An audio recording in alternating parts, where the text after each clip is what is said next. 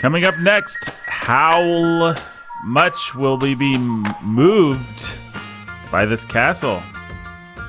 Hey everybody, welcome to the Bookening 2021. We are talking Diana Wynne Jones, Howl's Moving Castle today. But who are we? You're probably wondering as you sit on the edge of your seat, fully absorbed in this podcast. I know you wouldn't do anything else. I know you wouldn't listen to this while you're driving or working or doing the dishes. I know that when you listen to the Bookening, you give it all your attention. You probably have one of those sensory deprivation tanks that you get into, and you sensorily deprive yourself of everything but the Bookening. And so, who are you giving your attention to today? Well, so far just me, unfortunately. Nathan Aaron Alberson, your humble and obedient host of the Bookening, have been for many a year now. I think I'll let the gentlemen introduce themselves. I've never done this before. We'll see how it goes.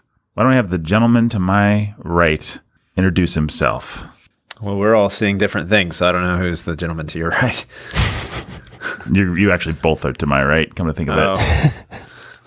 Why don't we have the gentleman to my top right, hovering over me right now, Brandon Scott Chastain, introduce himself. Well, you just did it. I'm Brandon Scott Chastain. Not much more to say than that. What is your function, Brandon? I am the scholar who's a baller of books. Or reading, depending on which version of the Bookening you started listening to first. But it's officially books, right? Yeah. Books. I think books is the official title. Yeah. I can never remember, obviously, because I butcher it. It's I've had other titles, Ghost Brandon. That's true. Ghost Brandon, and Jake was DJ Master Funky Town, I think, maybe? No, Beastmaster Funky Town. Beastmaster Funky Town, yeah. Yes. We should bring that back. I think so. Folks, we've got Ghost Brandon. Ghost Brandon's drinking out of a cup that looks like it has a bunch of quotes on it. It does. A screaming comes across the sky. Are they just... It was the best... They're the first lines of famous books. First lines of famous books. See how many of these you guys can get. Screaming comes across the sky. Is that 1984? No. I think that's Gravity's Rainbow. Oh, boo. That's what Jake was going to guess. Yeah, that's what I was going to guess. Anna Karenina is right there. Yeah, You guys can see that. These are backwards to you guys, aren't they? Yeah, you're right. You better not never tell what comes after that. That's... Nobody but God. Their eyes were watching God. Some black thing. I actually think that's right. It was the best. It was the worst. That's obviously Charles Dickens. Yep. Very Can good, we get some more cup? This is fun. I am an invisible man. I wonder where that's from. Dracula. Yeah. Yeah, definitely. Frankenstein. It was love all... At first sight. It was love at first sight. That would be Catch-22. Nice. That's one I didn't know when I did this cup because I've never read that one. Call Me Ishmael. Definitely Frankenstein. Definitely Frankenstein? Yeah, his name is actually Frankenstein. Ishmael. He wants to be... Well, if your name was Frankenstein, wouldn't you want to go by something different? I would. Let's see. As Gregor Samsa woke one morning, that would be Kafka's The Bug Thing. For a long time, I went to bed early.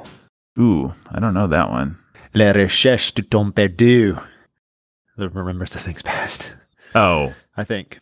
Well, there you go. You don't know about me without you have heard of the answers are all back here. Huck Finn. Yeah. Was one I was starting to read. Yep. And then you took it out of my sight. Out of my sight. Yeah, that was Marcel Proust. All right. What is the yellow one in between Kafka Lolita?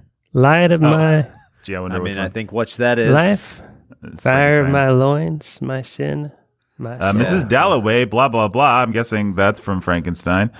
Do I need to keep going this way then? Yeah. Marley was dead. That's from Marley and Me. To begin with. What's the little one below the Marley quote? I can't read that one. Oh, man. A little closer. Nervous, very, very dreadfully nervous. I have been and am. But why will you say then to telltale that I am mad? Yeah. If you really, many years later, as he faced the firing squad, Colonel Aureliano Buendia was to remember that distant afternoon when his father took him to discover ice. Gabriel Garcia Marquez, or whatever his name is. 100 years. It was a pleasure to burn. That's Frankenstein. my younger and more vulnerable years, that's Great Gatsby. Yep. The one that all I can read is David Copperfield. I'm guessing is Frankenstein. Yep. If you really want to hear about it, come on. You guys know that one. We read it. I'm a Spiteful Man? Which one? If you really want to hear about it, the first thing you'll probably want to know is where I was born and why my early childhood was like. Catch-22. Yeah. Or not Catch-22, sorry, Catcher in the Rye. Yes, I said yes because you said catch. Yeah, I say catch. Mother died today, or maybe yesterday. Clue, it's one that people have wanted us to do for a long time, but we have never done. Lady Chatterley's Lover. People are always on us to do that. Mother died. Existential. Oh, Stranger? Classic. Yeah. Yeah, we'll do that one of these days. I am a Spiteful Man. What's the first part of that one? I'm a sick man. I am a spiteful man. Oh, that's the stupid underground man. Yeah, that's from the underground. All this happened, more or less. That's a really famous one that I know, but I can't pull it right now. All this happened, more or less. I've never read it. Indiana author. The Kurt Vonnegut? Yeah. Slaughterhouse 22? Or Slaughterhouse 22. I just want to make everything into stupid... Slaughterhouse in the Rye. Slaughterhouse in the Rye. Now, I would read that. Slaughterhouse in the Rye sounds like an interesting book. Great horror classic. It is a truth universally acknowledged. Well, we all know that's definitely Frankenstein. Yep. It was a bright, cold day in April, and the clocks were striking 13. That is 1984, and that line always ends up on calendars and cups and things, even though it's a completely sort of not interesting line. Nondescript first line. Kind of 124 was spiteful, full of a baby's venom. Ooh, I don't know if I know that. Is that... Brendan doesn't know it either, it looks like. Reminding myself. Yeah. We've never read her. She's along the lines of Azora Neale Hurston, just a few generations after. Zadie Smith? No. Beloved Toni Morris. Oh, I have read that, but I don't remember that line. I think that's all of them, yeah. Yeah, that was fun. That was fun. That's the episode. Goodbye, guys. Yep. The Brandon's Cup episode. Well, we should say that we haven't not introduced the third member of the team. He's waving around a magic wand right now, and that's actually not just a random thing that I'm saying. I'm literally waving a wand around. Yep. And you have to introduce yourself, though, Mr. Wand Waver. Hey, my name is Jake. I'm the pastor who's a master of reading. Yep, the pastor who's a master of magic today. Should you tell the people where you got that wand? Why not? I am holding in my hand the wand that chose me at Ollivanders in Diagon Alley in the Wizarding World of Harry Potter in Universal Studios Orlando. Yeah, it was pretty cool. It was really cool. Not gonna lie, it was awesome. So, should I tell the whole story, or is that enough? Why not? There's, I think our listeners would be interested to know. So we don't do family vacations, really. Just never really been able to, apart from getting to go to Michigan with some friends on their generosity, the generosity of their family. They have some family houses up there with beach access to Lake Michigan, and we go up there and hang out, and it's a lot of fun every year. But we haven't really been able to do much just because of the size of our family, financially, and the church responsibilities to really get away and do anything cool. So we decided, actually stole this from another pastor friend in a similar situation, where about the age of 12 or 13, they take their kids, and I know a lot of families do this sort of like coming of age stuff, but they take their kid when they turn 12 or 13 and do kind of a trip of their choice. And so my oldest just turned 13 this spring, and his trip of choice was the Wizarding World of Harry Potter. And so he and I went 2 days and 3 nights in Orlando and did Universal Studios and spent most of our time in the Wizarding World of Harry Potter because, let's face it, Universal Studios, the lamest of all the parks, except the Wizarding World of Harry Potter, is awesome. Super cool. You did see the Jason Bourne Stunt Spectacular, though. Which Stuntacular, it's called. Well, I'm always happy about a good Stuntacular. Yeah. So it was pretty amazing, though? Not the Stuntacular. It was so cool. I want to get back to business, yeah. It was so cool. It was, dare I say, truly magical. So here's the thing. As you approach, they really gyp you. They're really jerks. They spread the Wizarding World of Harry Potter out into 2 separate parks, so you have to have passed the 2 separate parks. You can't just have a pass to the one park that has the Wizarding World. But at least you can see the Murder, She Wrote house or... Exactly. They have a whole bunch of dumb stuff like that. There really isn't anything to draw you to either park anymore. Not in my opinion. There's nothing worth going for. They have all these cool properties that could make all these cool rides. The Monsterverse and Kong and all that stuff. They don't do much with that. They have Jurassic Park. All their Jurassic Park stuff is just like roller coasters.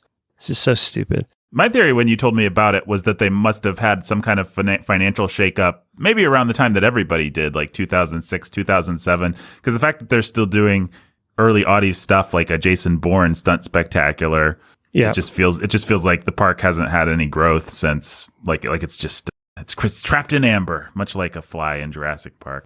Beyond, of course, Harry Potter, which is the gravy train. Yeah, well, Harry Potter is it is the full deal.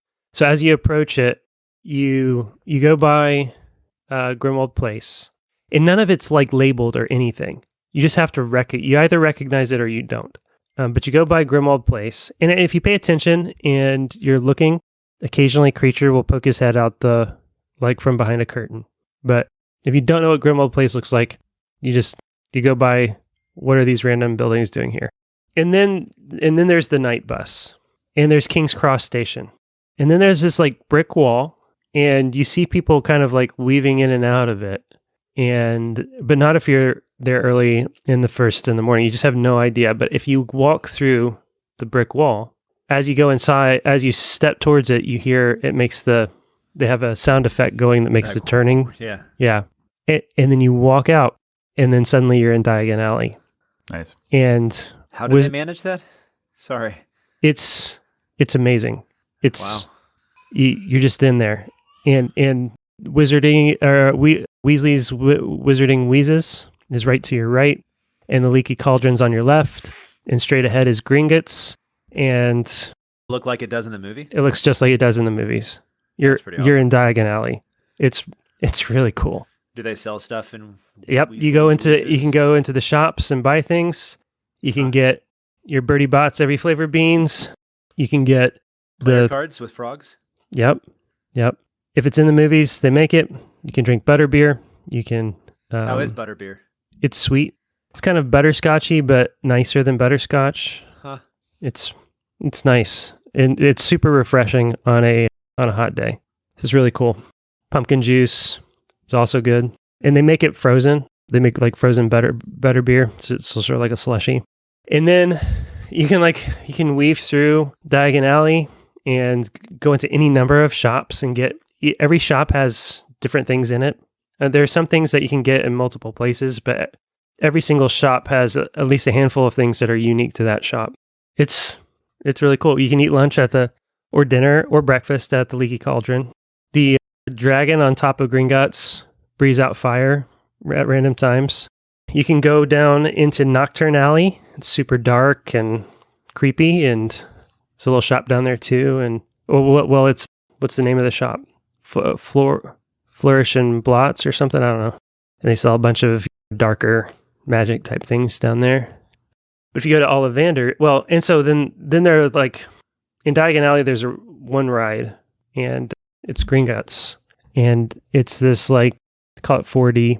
You wear 3D glasses, but you actually move through space, but you're interacting with some 3D screens, and you also have like bursts of air and flames integrated and fire and heat coming at you, and you're basically on a roller coaster ride, but inside in the caverns of Gringotts. And Harry and Ron and Hermione show up, and Voldemort and Bellatrix Lestrange show up, and dragons chase you, and it's immersive and cool. And they managed to keep it really cool.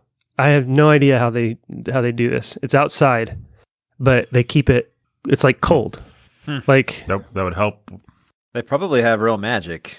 I mean, that's the only answer, I think. They don't. It's not like they have misters, and you can't find like ducts or vents or anything where they're just like continually pumping cold air. But they've got something going on because it's like 90 something degrees and it's cool, and it's really neat. probably whatever it is very expensive. Yeah. Yeah. Well, knowing what I paid for it and knowing that the thousands of people around me all paid the same, They're making their money. They're making their money. But yeah, they have performances in Diagon Alley where they have like a telling of the story of Beetle the Bard and stuff like that with crowds that can hang out and stuff. And that's all cool. And then you get out from there and you go to King's Cross Station and you walk through platform 9 3/4. And if you take a picture or a video from the right angle, you can get somebody running through the column. And that's pretty fun. And then you get on the Hogwarts Express and it's really there. And it's the Hogwarts Express and you get into a little cabin, smaller than the movies. But you go all the way over to Hogsmeade. And Hogsmeade is Hogsmeade. And it has all this things out of the movies. And I mean, and everything, like the chimneys are crooked and everything is just like topsy-turvy. It's straight out of the movies. And then they have Hogwarts Castle. And the Hogwarts ride is really, really cool. And standing in line, walking through, like in Gringotts, your line takes you through, you have to deal with animatronic paintings or? No, you get the paintings in Hogwarts. Yeah. In Gringotts, you get the goblins. Oh, okay. Right. And stuff like that. The Sorting Hat talks to you as you go by it in Hogwarts, and it's just cool. Like, you don't mind waiting in line. If you have an express pass like we had, you get to kind of skip the lines and go through, and then you feel kind of gypped. Like, maybe we should go through the normal line because it'd just be cool to meander through Hogwarts. That ride's really cool. I thought the coolest ride of all was actually Hagrid's ride. It's hard to explain. It's actually the only one that's just straight up a roller coaster. I mean, they have a kids roller coaster ride, but like a little kids one. But you're on a bike, and it just feels like you're with Hagrid. It's designed to feel like you're with Hagrid, and he's talking to you. And it does these things where it's like going really fast and slams on the brakes and slows, and he starts talking to you about this little creature over here, which is some animatronic magical creature that caught his eye that that Hagrid would think is really cool. And then it shoots off again, and it's just super fun. And if you go to Ollivander's, you can have a wand choose you, and the wand interacts with the park. Ollivander's is in Diagon Alley.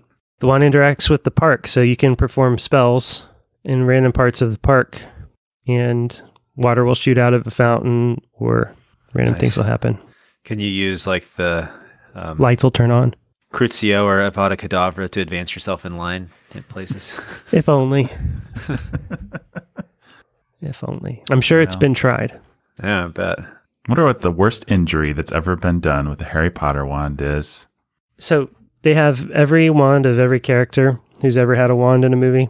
You can pick that out yourself. They also have a handful of wands that are in the movies that can make you feel like you got your own unique wand. Which is what you have. Which is what I have.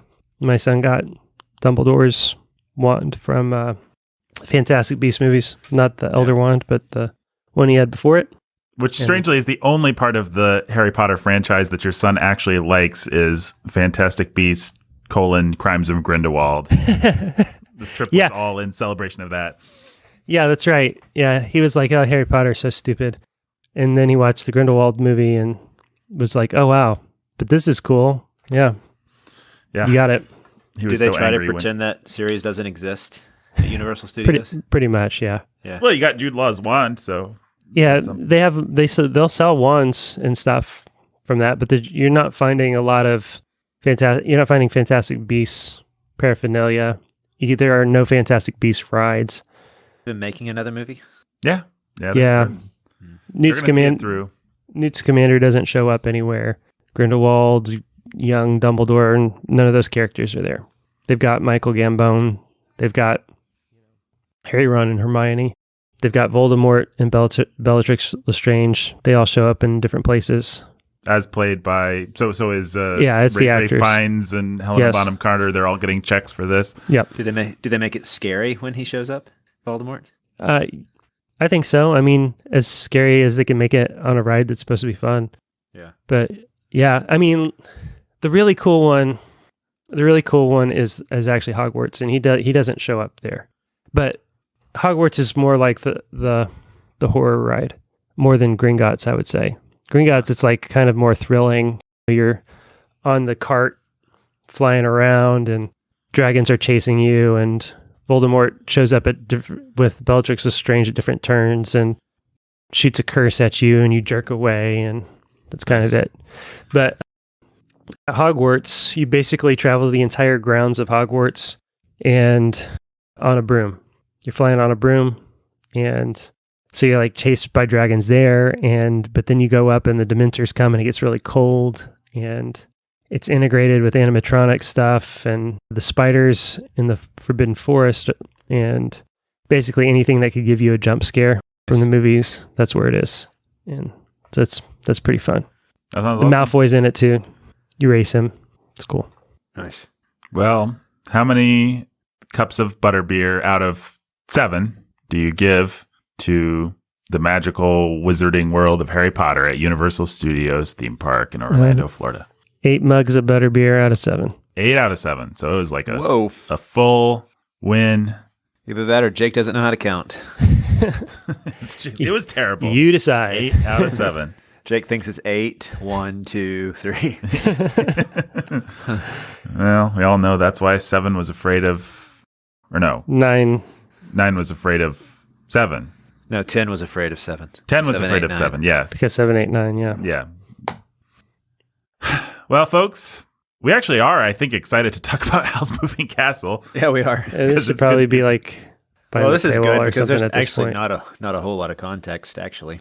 Well, let's see. I don't know. I mean, we'll see about the paywall. I mean, I don't know. All right, let's talk about Howl's Moving Castle, the book. And who better to talk about it than our contextual Texan, Brandon Chastain. He's from Texas. He provides context on things. That's why we call him the contextual Texan. Boy, yeah. I need to brush up on my shtick. You sure do. I don't even remember it. 8 stars, Nathan. 8 stars? I really do think 8 is 0. Wow. Well, it's an asterisk, and if you hit Command an 8 or Control 8 or Shift 8, which is a star. Yeah. Which really means that I give you a... You gave me 1 star.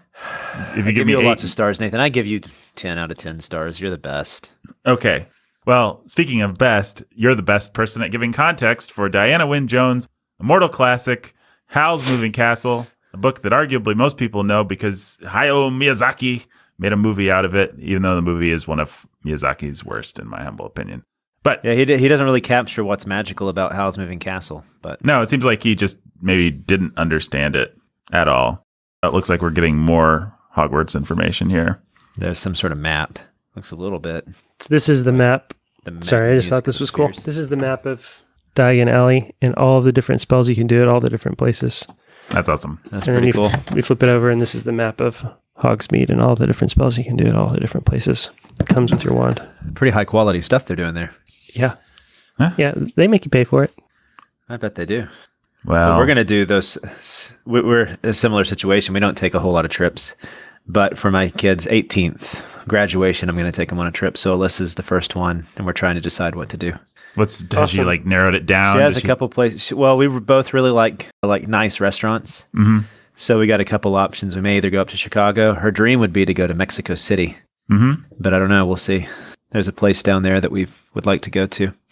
Ian right now thinks we're going to go to the Amazon rainforest for his trip. That's that awesome. Guy is whimsical. We don't have a magical Michigan home to go to in the summer. So you should probably take your kids to France. Yeah, even though weirdly enough, we have managed to become best friends with pretty much every family that goes up to that Michigan house. Well, yeah. It's a very select group, Brandon. Yeah, I'm also good friends with all those people, but you don't just get an invite. There's no bitterness here. No.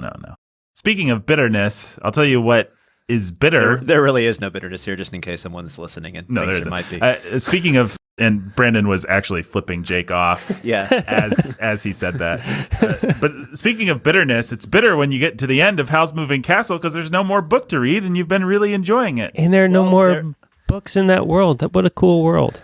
There are actually 2 more books in that world because my wife read them and I really fell in love with this series. Do tell. Yeah, she read, I don't know what they're called. Castle in the Sky is the second one, which I've not read. I've not read anything by Diana Wynne Jones besides this book. So she loved them. Yeah, Castle in the Air, and then also House of Many Ways. So there are 3 in this series, and then there's a whole nother series that she also read that I forget the name of as well. Like Crestomancy or something? Yeah, she read the Crestomancy series. Wow, Nathan, maybe you should be doing context. I looked at her Wikipedia page once. Yeah. I'd like to read other books by her. That's why I did. So she's really good. Anna said that they're all really good, but they get very dark. And so parents need to use their discretion when letting their kids read more in this series. Mm-hmm. Apparently, like in Crestomancy, some of the main characters get turned into wooden puppets, and they get put in like a marionette show where one of the puppets beats a little baby to death. Mm-hmm.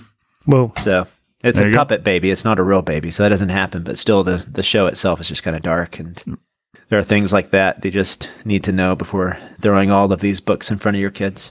But that's in the Crestomancy. Yeah, that's the Crestomancy series. There's really nothing except for some witchcrafty sort of stuff in Howl's Moving Castle. Like you have Calcifer the Fire Demon. Played by Billy Crystal. Oh. Yeah, I know. Here's a curse, may your bacon be burned. That was one of the biggest disappointments in that movie, is because the Calcifer in the movie is nothing like what I imagined Calcifer to be. I really like Calcifer in the book. I mean, he's Calcifer's kind of the bomb in the book. So, that movie I love Miyazaki. They tried to make him cute.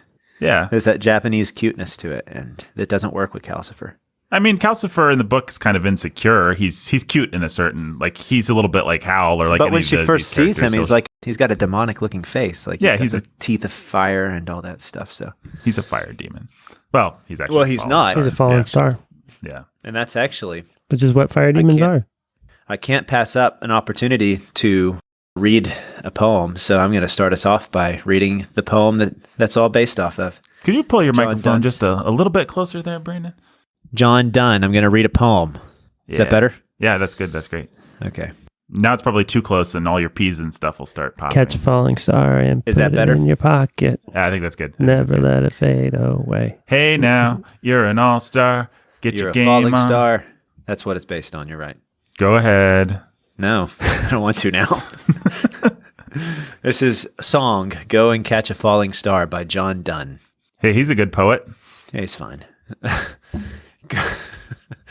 Go and catch a falling star. Get with child a mandrake root.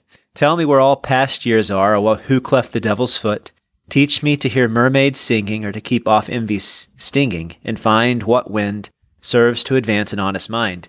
If thou be'st born to strange sights, things invisible to see, ride 10,000 days and nights, till age snow-white hairs on thee. Thou, when thou return'st, wilt tell me all strange wonders what befell thee, and swear nowhere lives a woman true and fair. If thou find'st one, let me know. Such a pilgrimage were sweet, yet do not, I would not go.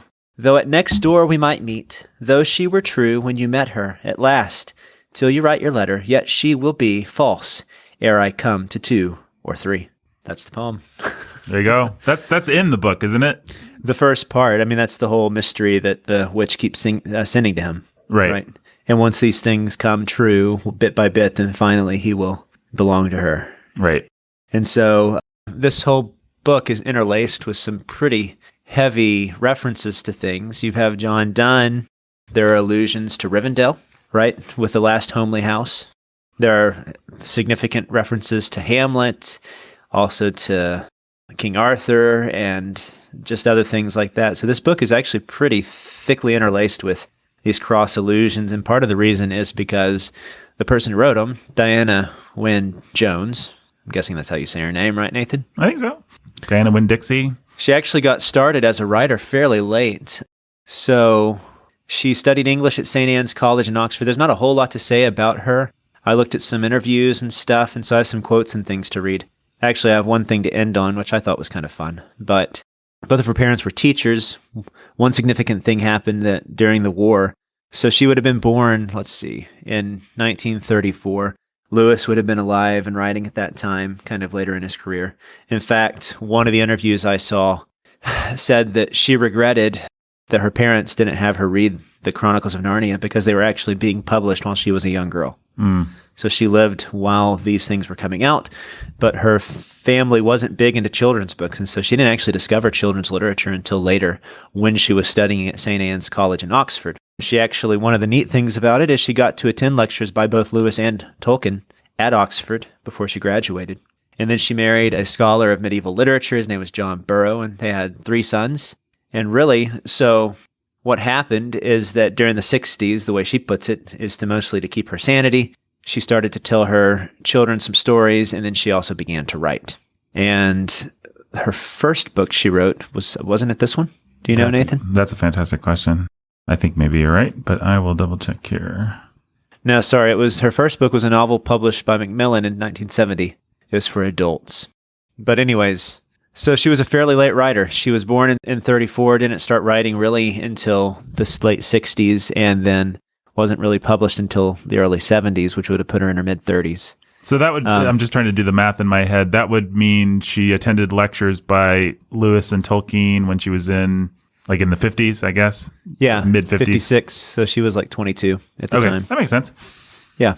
Which is neat. I wish I could have attended lectures by Lewis and Tolkien. I wish I could have too. Yeah.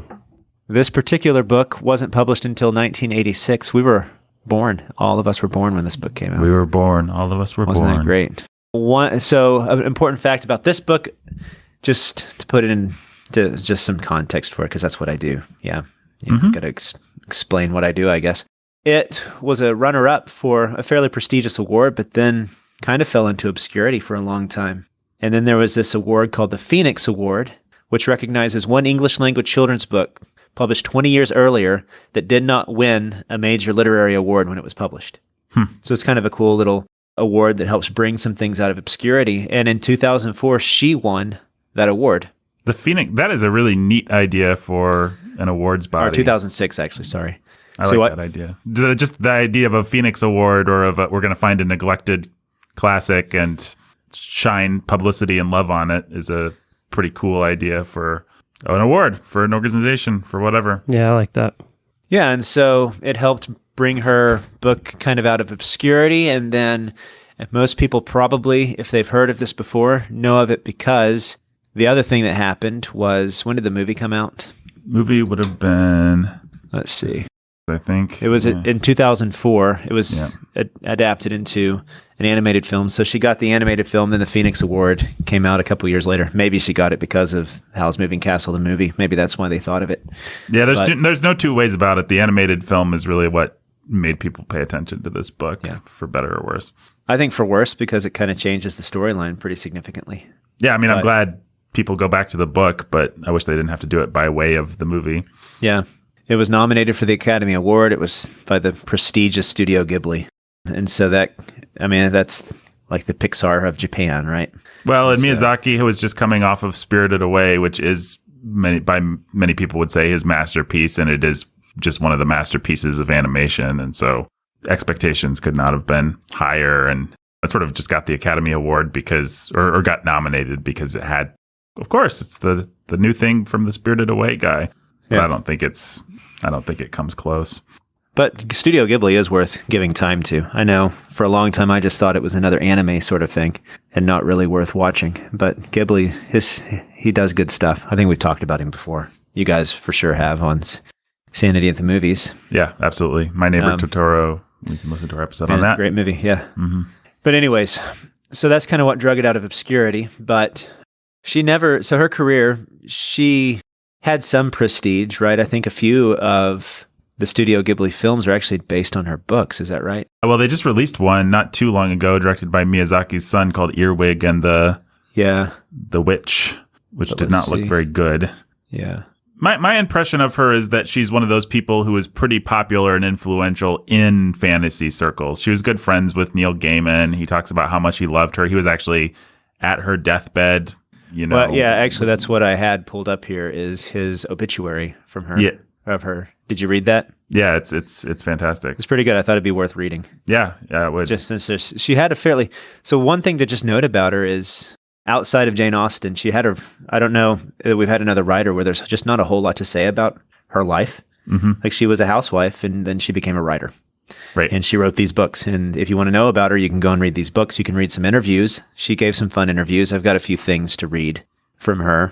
Well, it's good to know because she feels like a housewife who became a writer, which isn't an insult. I just mean she's very aware of familial dynamics and kind of sisters and the realities, I think, of her characters. She she doesn't seem to have too much of a liberal agenda with making like gender equality, especially like in this book, Sophie's fairly feminine. Mm-hmm. You know what I mean? Yeah. Mm-hmm. And Howl is fairly, I mean, he's like every narcissistic male you've ever run into. She gives a fairly detached, full of himself, able to be, though, brave when he's finally kicked in the pants and made to do it, right?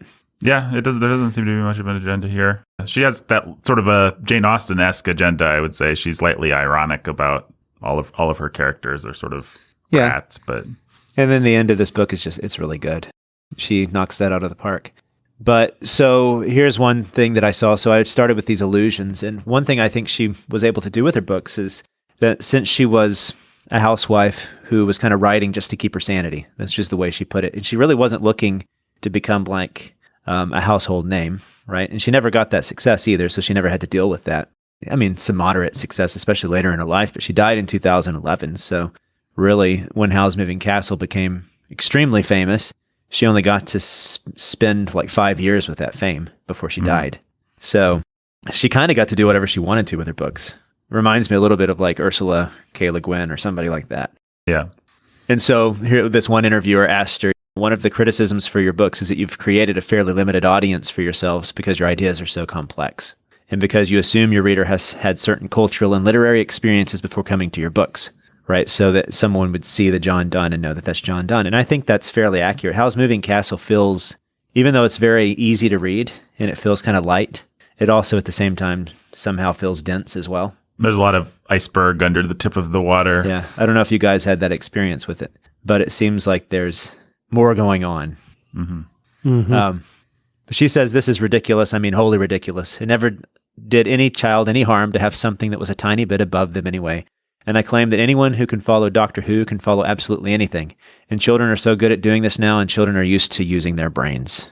And so she says, we underestimate kids? She says, yes, I think so. Every time, I really do.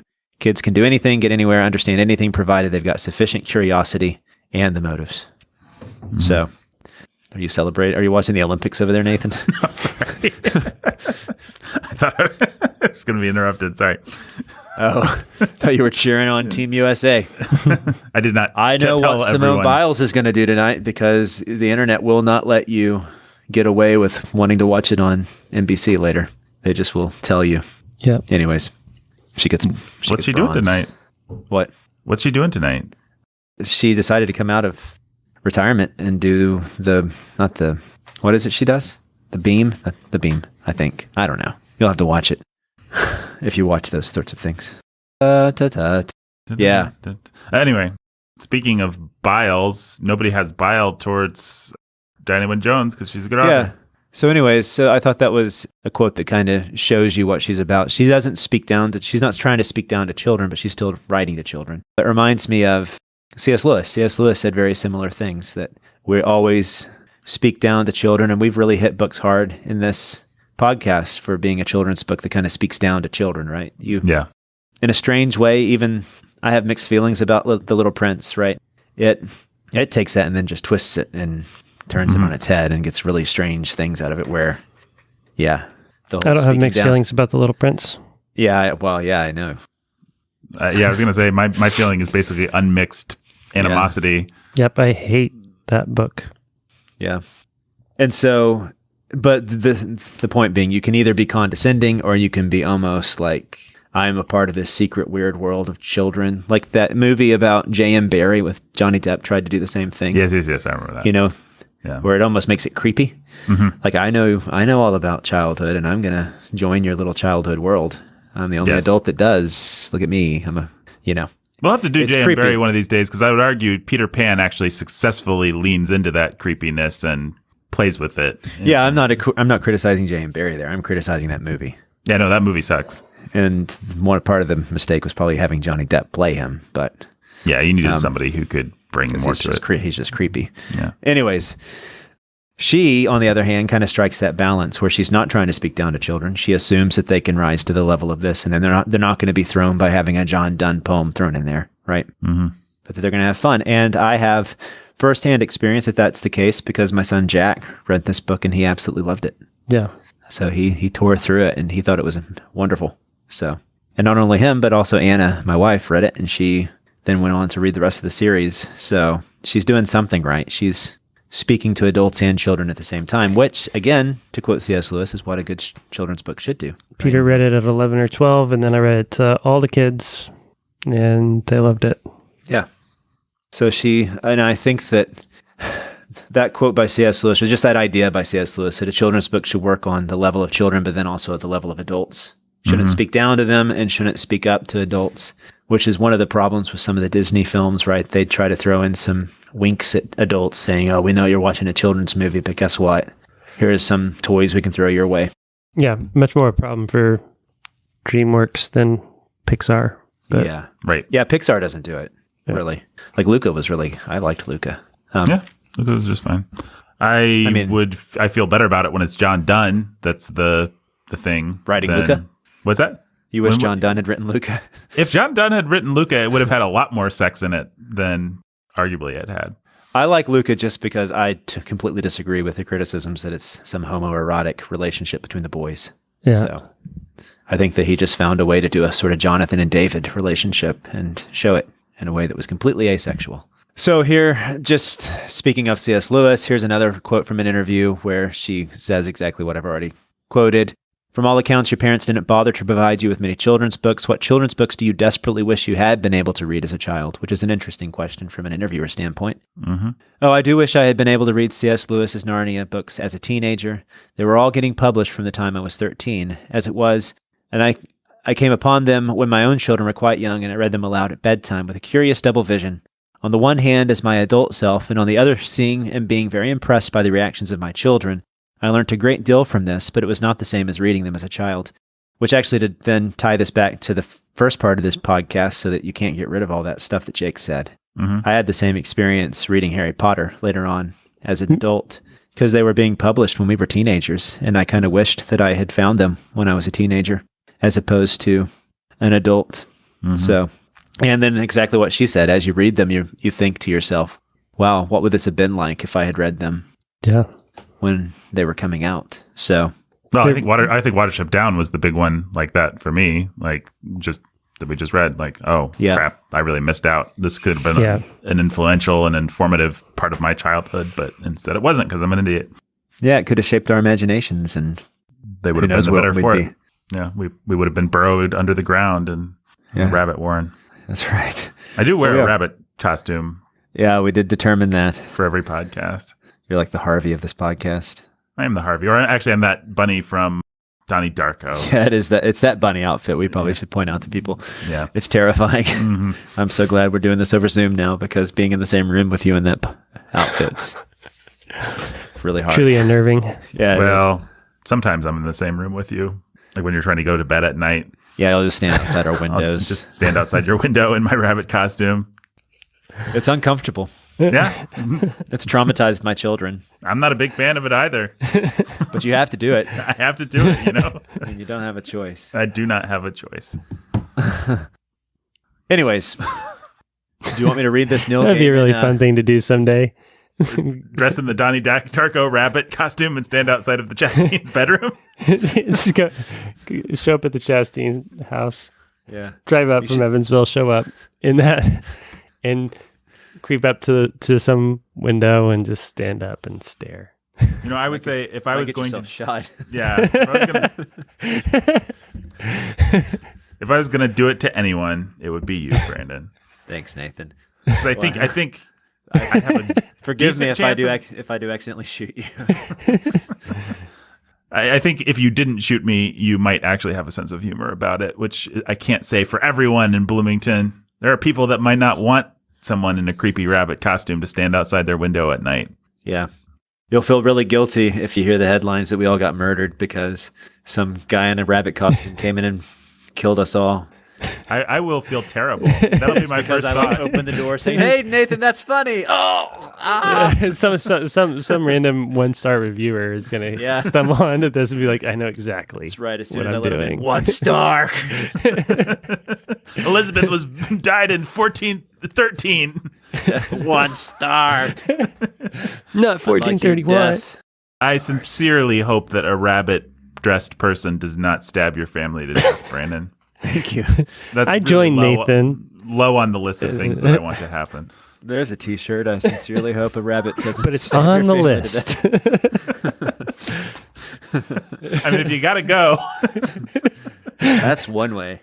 If your whole family has to be stabbed by someone.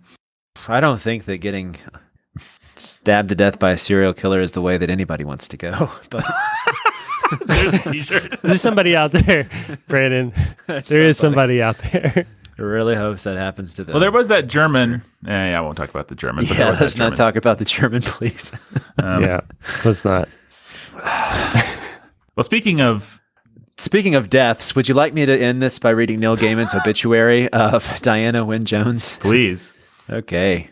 Should I just read in its entirety? It's not bad. I think so. It's kind of fun because it shows you that. So even though she was relatively obscure, like Nathan said, she was respected and became to be respected because of these stories and others that she wrote. I mean, she has a whole list of things that she wrote. What else can we say? There's the Crestomancy books. She wrote The Crown of Delmark, Dark Lord of Derkholm. Lots of...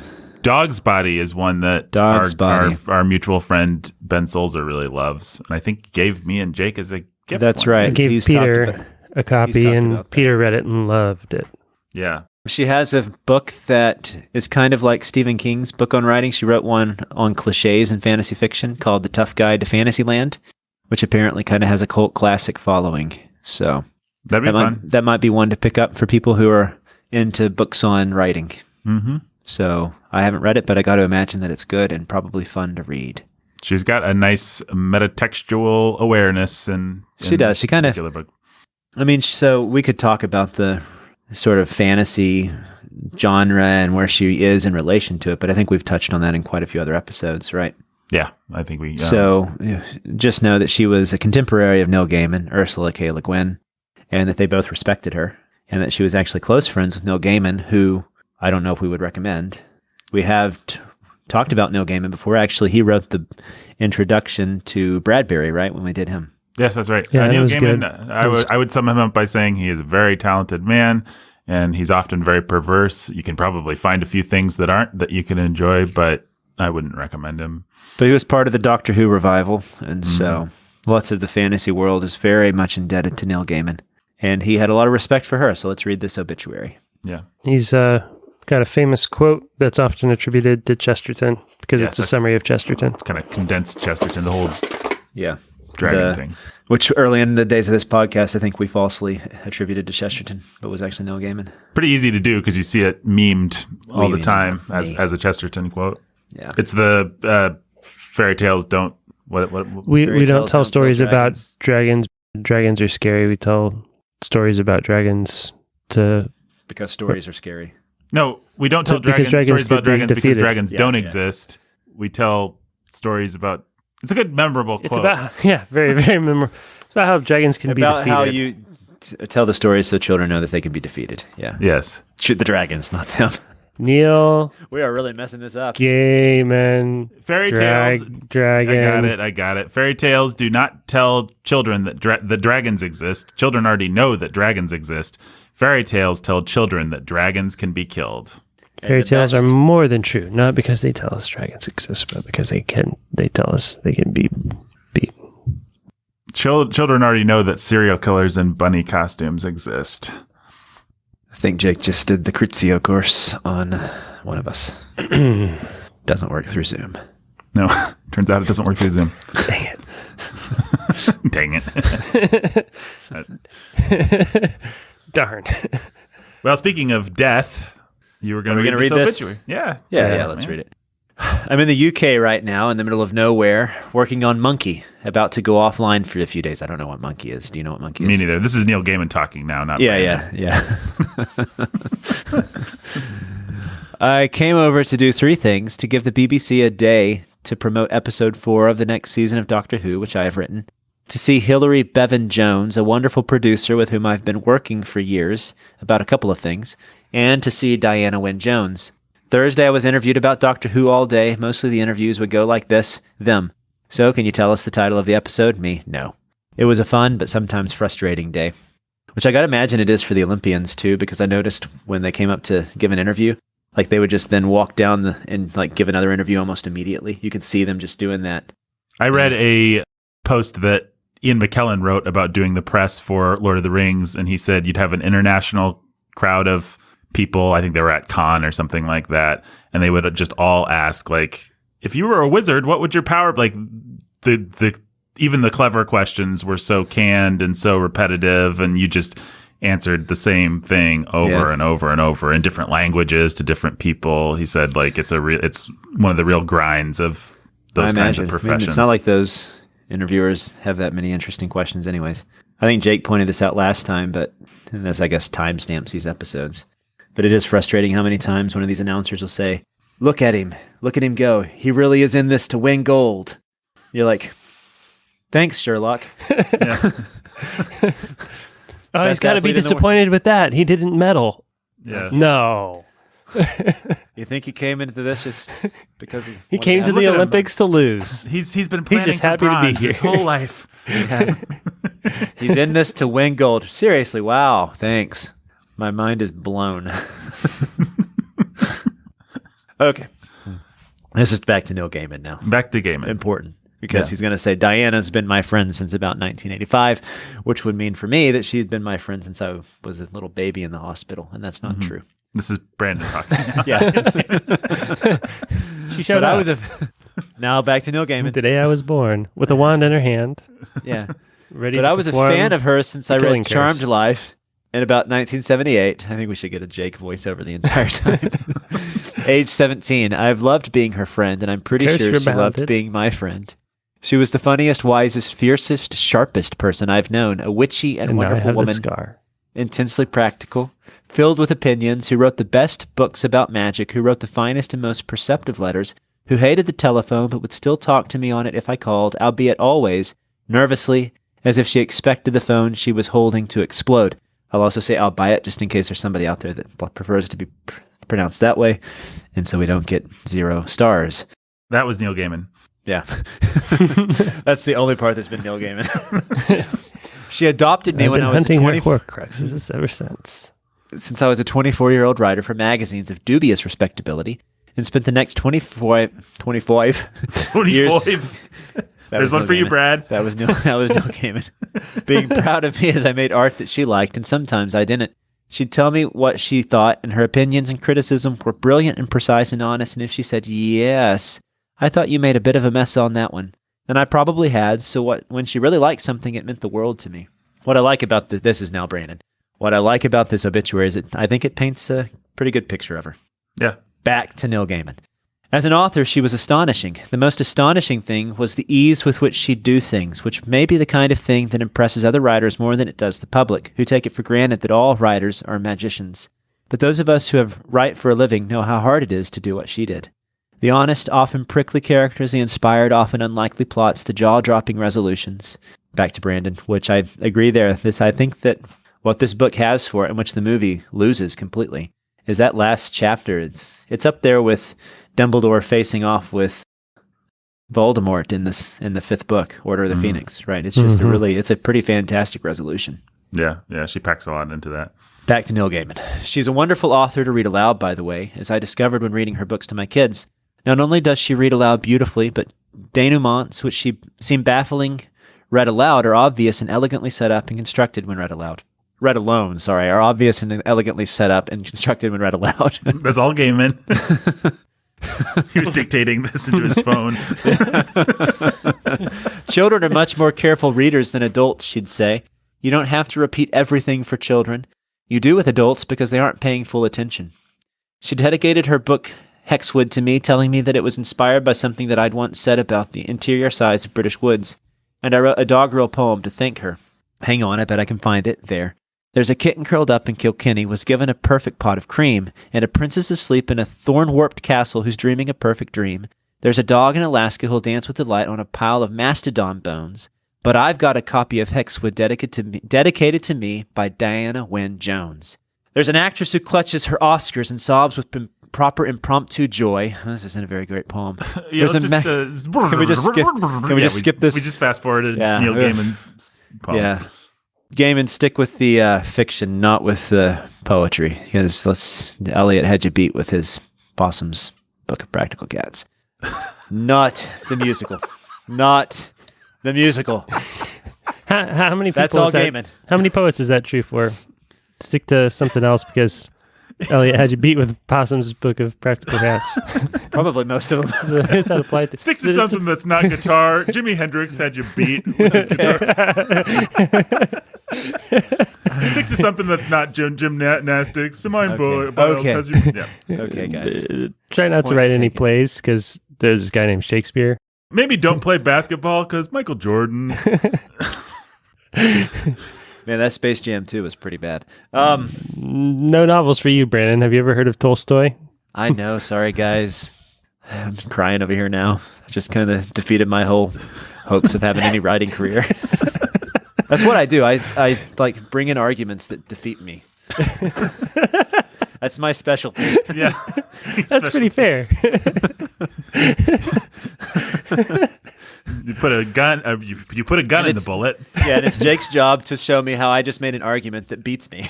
You aim the gun at your foot. Jake just pulls the trigger. He's like, "Here, let me help you there, buddy." Let's see what the consequence is of aiming a gun at your foot. I don't know if any of more. Yeah, why not? Let's read the rest of this. Yes, skip the poem. It's not as good as T.S. Eliot. Okay, I crop up in semi-fictionalized form in a book by Diana, Deep Secret. Which, okay, this is back to Brandon. One thing I found in an interview is if she liked to work in people she knew into her books. And then she had a niece of hers get a little bit sad because she thought she had found herself in a book. And that's the one time when actually apparently she hadn't written somebody based on this person. And so then it made her realize maybe she should stop doing that. Anyways. And she told me once that the young Crestomanci and the lives of Christopher Chant was sort of based on me too. I'm proud of both of these things, even if it does mean that people who have read Deep Secret sometimes ask whether I really ate 2 breakfasts while mostly asleep. And I tell them that yes, I did. So, Diana, who smoked with joy and delight and enthusiasm, got lung cancer. And so each time I would come to the UK, I'd go and have dinner with her and her husband, John, and the dinner would be cooked and accompanied by Dave Devereaux, who has been helping them, and somewhere in there I would see our mutual friend Tom Abbott as well. Each time I'd take a few minutes at the end and I'd make sure that I'd said to Diana anything I wanted to be sure that I'd said, because I knew I might not see her again, and unsaid things are the hardest. I'd planned to see her yesterday, Saturday, to go down to Bristol with my daughter Holly, but on Friday morning I got a call from Dave Devereaux telling me that it was time and I should come now. I called Hilary Bevan Jones, apologized, she was very understanding, as were the other people I was meant to see, and I went to Bristol. I wrote a letter that night to a friend, I'll quote it here if you don't mind. She's at a hospice, it's beautiful there, and the staff were wonderful, helpful, and nice, and you never felt like you were bothering them, as one does at so many institutions. I saw the family outside. They warned me that Diana was very frail and changed. She was on morphine, breathing heavy and hard, as if she was fighting for every breath, and I sat by her bedside.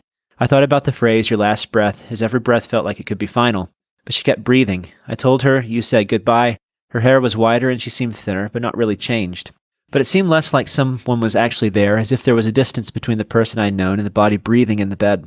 Less of a distance than with the body, but there was a sense that felt like a certainty that she was going to open her eyes and talk again. This sleep was final, and soon the breathing would stop. I went out and sat in the waiting room. Woods. I need my glasses. In the waiting room with Tom Abbott, and we talked about Diana, and we both cried a bit. Then I went back in with Tom, and we sat some more.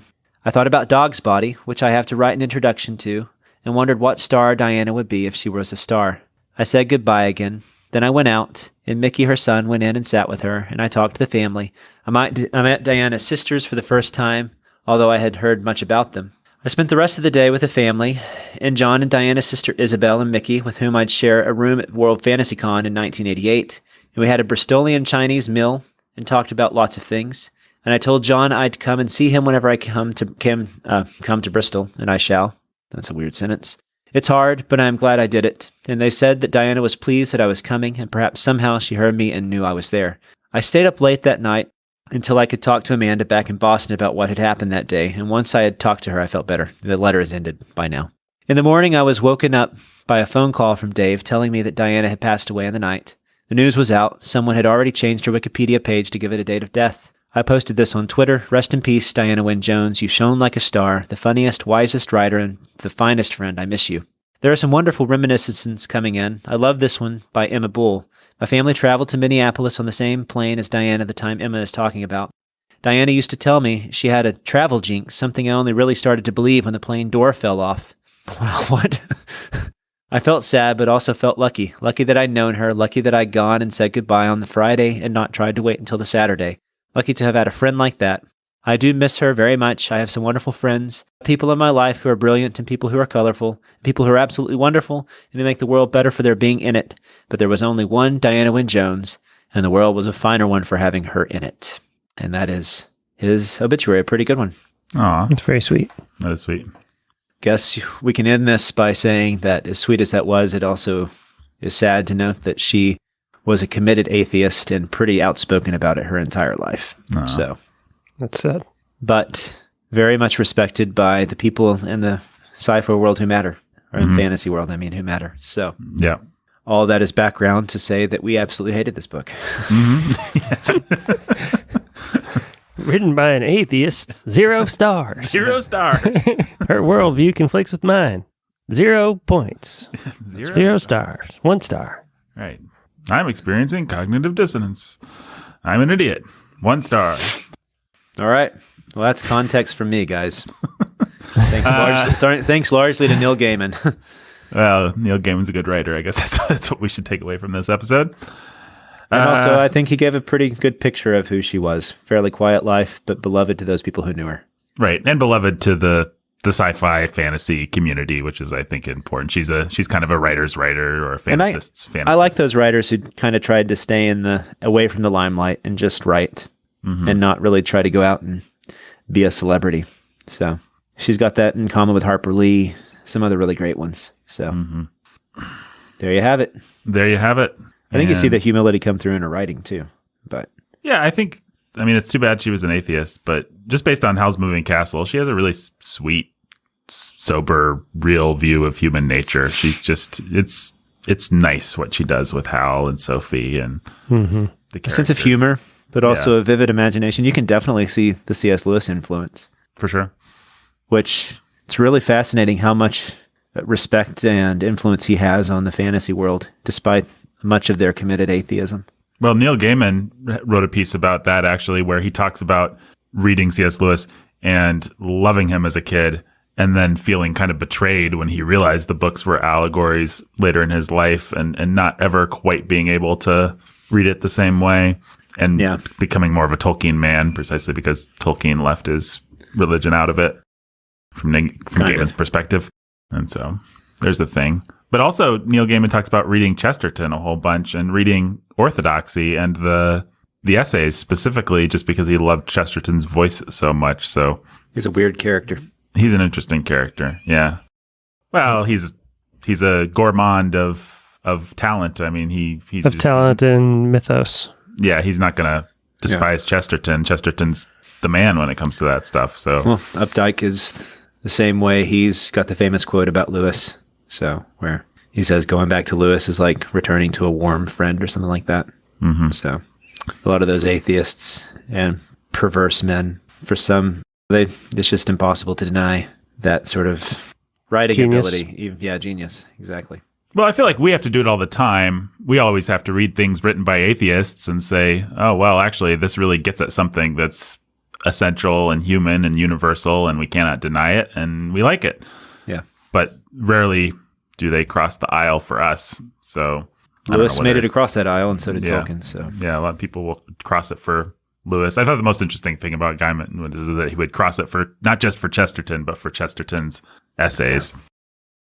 It's probably for that pagan scene with Pan and that weirdness. That's probably why they loved him so much. Yeah. Well, and all his stuff about sodomy and the boys' school. Yeah. And the Touch of the Divine. It's basically because C.S. Lewis was a monstrous atheist. I mean, that's the point we've always made. That is the point we've always made. Yeah, if you've paid attention to us and know how to listen, you know. The only charitable way to construe anything we've said about C.S. Lewis. Yeah. Oh, that's the most charitable thing we could say. I mean, we're not even talking about when he dressed up in that rabbit costume and stood outside Brandon's door. Brandon's door. That was C.S. Lewis, time-traveling C.S. Lewis. Yeah. C.S. Lewis always swore if he could get time-traveling technology, he would use it to wear a rabbit costume and stand outside the windows of his critics. Is this when we reveal that we're all time travelers and Nathan is actually C.S. Lewis? No, I think we should let's not do that yet. Hold off on that for a minute. Okay. Yeah. But no secret that I hate myself. So. Oh, man. We're having fun. Well, for being such a short context episode. Time travel movies. Yeah. Well, and stories. And C.S. Lewis. C.S. Lewis is kind of like the green embers of people. Mm. We hate them so much. Can we just say that C.S. Lewis and what's the guy that wrote the thing about the bear and the pig and the bunny? Winnie the Pooh. A.A. Milne. You know the thing about the bear and the pig and the bunny. Yeah, okay, sure. And the tiger. And the tigger. Can we just say that Lewis and A.A. Milne, and who else do we hate? What's the Wrinkle in Time lady? Oh, well, I mean. No, we actually hate her. We sorry. actually do hate her, yeah. I don't think there's anybody else we hate. Is there? Some people might think we hated Bronte, but we liked her writing. Yeah, never mind. Please. Madeline L'Engle, I think, got the most real animosity of anyone that we've ever. I mean, she deserved it. It was Charles Wallace, really. I mean, Charles Wallace is just such a thoroughly hateful creation of a character that. Anyway. And anybody whose imagination can produce that. Yeah, the fact that we were meant to look up to Charles Wallace somehow or be impressed with Charles Wallace was just not acceptable. Yep. On any level, moral or artistic. Anyway, I'll tell you what else isn't acceptable. Not shouting out our patrons. Guys, how do you become a patron of this podcast? You go to patreon.com/thebookening and pledge to give support in any monthly amount. If you want to get access to all kinds of behind the scenes content, $1 will do, $5 will do. If you want to be shouted out, $10. If you want to be shouted out and get a free t-shirt every year, unique to the Bookening, $25. If you want to be shouted out, get a free annual awesome t-shirt and get be a part of our book club and get all the books that we read in advance, personalized, signed for you by the Bookening crew, $50 a month. And if you want to choose one of our books while getting copies of all of our books, while getting a t-shirt and a donor shout out, you can get that for the low, low price of $100 a month. It's true. It's all true. Patreon.com/thebookening. And the kinds of people that might want to pay at least $10, well, I'll tell you who they are. And you guys can say what flavor of Icy Pop you think these individuals would like. We've got Robert and Rhonda the Lovebirds. A cherry. The Artful Anthony Dodger. Strawberry. Are there strawberry Icy Pops? Yeah, there are. Mm-hmm. They make a lot of flavors these days. It's not like when we were kids. Little Anthony Cigar Store. These are Icy Pops that you want us to do, or popsicles? Can we just do popsicles? No. Coconut. It's going to run out real fast here. Maybe they all like cherry. I mean, yeah, you can't go wrong with cherry. I didn't say they had to be unique flavors of Icy Pop. Fine, you can do popsicles. No, I'm doing Icy Pop. You can't go back on your word. It is written in the stone table of Bookening. There is yet deeper magic. Of Booktonia. I don't know. What's our magical world called? Well, we did have a name for it. It was Compostia. That's from a rejected Phil script that nobody knows about. But sure, the Bookening. Nobody needs to know about that. We should do a reading of it for Sound of Sanity patrons. We will. You know, the kinds of things that get rejected. Yes. As we work through. Everyone will be deeply disappointed. Why don't we call the Bookening's magical world Compostia, though? Because we really think all books should just be turned to compost. That's the best use. Deep down, that's our position. Yeah, no, we hate. We're just, yeah. C.S. Lewis is the Lord of Compostia. Got there by traveling through a wardrobe. Yeah, that wardrobe now is compost. Jimmy Beam and Little Annie Oakley? Grape. Good choice. Brandon's going to go down a box of Ice Pops. Yeah. Lily of the Valley? Lemon Lime. Ooh, good one. Andrew and Esther the Lovebirds? Pina Colada. Do they make Pina Colada Icy Pops? If they make coconut ones, they make pina colada. Do you like pina colada? No. Getting caught in the rain. Caught in the rain. The Keith Master? Orange.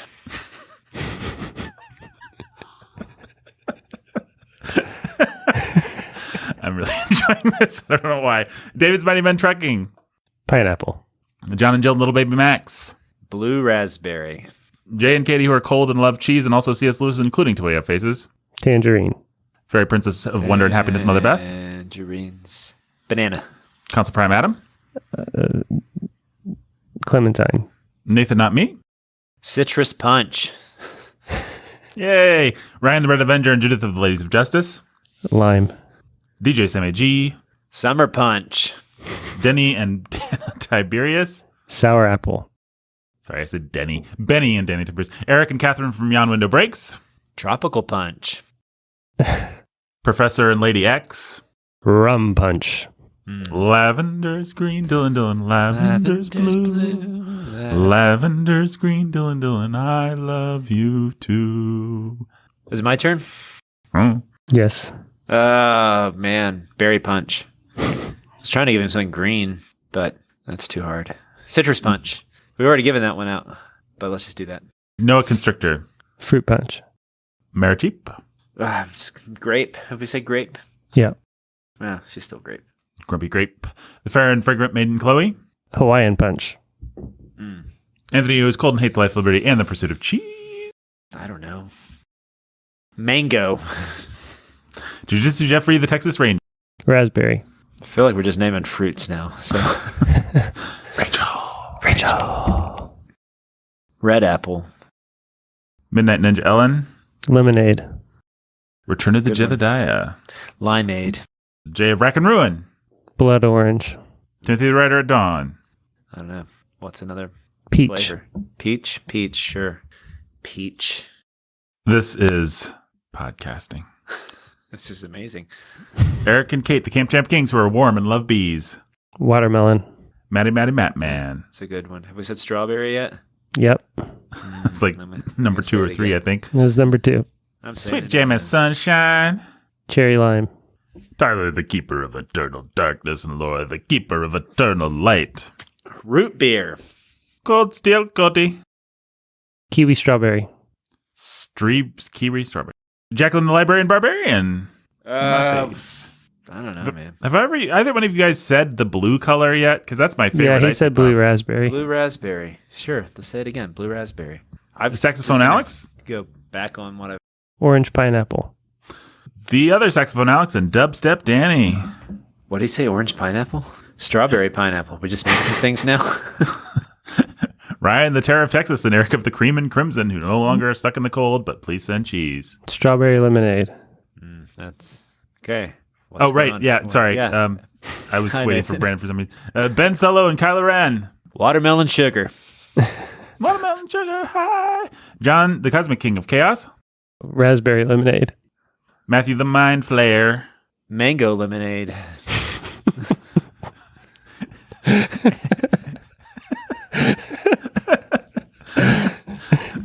That's the biggest laugh anyone's probably ever gotten from saying mango lemonade. Annie, are you okay? Get your gun. Cherry limeade. Flight of the Valerie. Kiwi. Thor Ragnar Josh. Green apple watermelon. Stephen. Nat. Avocado lime. Ugh. Gross.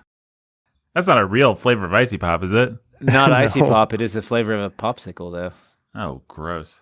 You want to know something weird? I was at the store last night, and they have some Oliver's a winery is a winery in Bloomington, and did some Oliver winery wines, and they had sweet red lime wine. Was it good? I bought it. I haven't tried it. Guess we'll find out soon, though. Sweet red lime wine. If you Yeah. crack it open and down it in the car. I mean, Oliver's wines are cheap. They're not good. You know, they're like $6 for a bottle or something stupid like that. But they're, Yeah. I don't know. They're not bad. They're not bad. It's sort of like getting Mike's or White Claw or, something. COVID. Wow. So it's like you get an Oliver wine. You might as well get a Angry Orchard or Mike's Hard Lemonade or Smirnoff Ice or something like that. It's kind of like that. What was the flavor again? Sweet red lime. Something. Sweet red look lime. at the wine snob over here. He did buy the sweet red lime Oliver true. wine. I mean, For $6 and a lot of wine at Walmart. Come on, man. I wonder what this will pair with. If that's being snobby, I don't know what your standards are.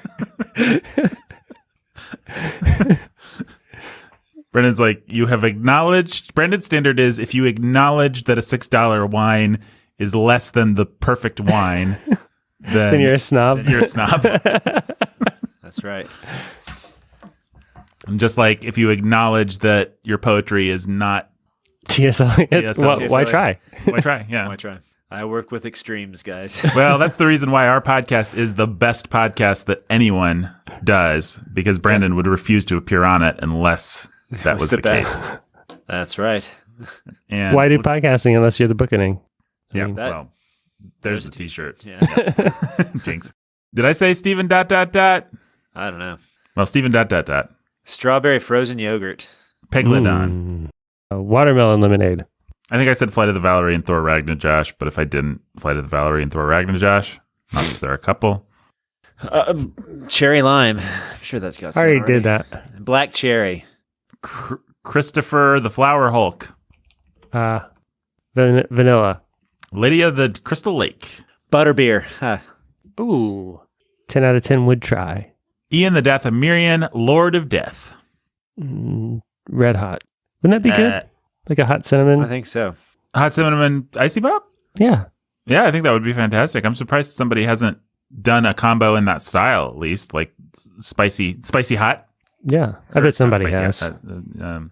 Spicy pop, I should say. A spicy pop would be the name of it. I'm a genius. $1 million for me. Let's go on Shark Tank. A man in possession of an Emily is in want of nothing. Mango chili. Emily Nightshade, the haunter of dreams. White cherry. All about the Benjamin, baby. Fudge sickle. That's not an icy pop, but whatever.